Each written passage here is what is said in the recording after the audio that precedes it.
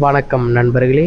மீண்டும் ஒரு புது சீரீஸ்க்கு உங்களை வரவேற்கிறேன். இந்த புது விலாகுக்கு இன்னுமே நான் பேர் வைக்கல. ஏன்னா பேர் வைக்கிறதுக்கு ஐடியா சுத்தமா வரவே இல்லை. ஆனா இந்த விலாகோட கான்செப்ட் என்னன்னா உடல் எடையை குறைக்கிறது தான். டெய்லி ரொட்டீன் எப்படி ஃபிக்ஸ் பண்ணிருக்கணும், காலையில சீக்கிரமா எழுந்துக்கணும், அப்புறம் compulsory 8K to 15K steps compulsory. அதுக்கப்புறம் இன்னும் சில எக்ஸசைஸ்லாம் இருக்கும். அதோட முக்கியமா என்னோட கேலரி இன்டேக் 2400 உள்ள இருக்கணும். இனிமே இந்த ரொட்டீன் தான் நான் ஃபாலோ பண்ண போறேன். அதோட இன்னைக்கான நாள் காலையில 5:30 மணிக்கெல்லாம் எழுந்துக்கணும். எழுந்த உடனே ஃப்ரெஷ் அப் ஆயிட்டு வாக்கிங்க்கு கிளம்பிட்டேன். ஏர்பாட்ஸ் கரெக்டாக யூஸ் பண்ணலான்னு எடுக்கிறேன். சுத்தமாக சார்ஜ் இல்லை, அதனால ஒயர் ஹெட்ஃபோன்ஸ் எடுத்துன்னு போயிட்டேன். போகிற வழியில் ரேண்டமாக ஒரு அங்கிளை மீட் பண்ணேன். அவரும் வாக்கிங் தான் போயிருந்தாரு, ஆனால் லுங்கி கட்டின்னு வாக்கிங் போயிருந்தேன். நான் டவுசர் போட்டுன்னு செப்பல் போட்டுன்னு தான் வாக்கிங் போயிருந்தேன். அவரும் நானும் சேர்ந்து தான் நடந்து போயிருந்தோம். அவர் திடீர்னு என்னன்னு சொன்னார், தம்பி இந்த மாதிரி டவுசர்லாம் போட்டு நடக்காதுப்பா, ஃப்ரீயாக லுங்கி போட்டு நடப்பா.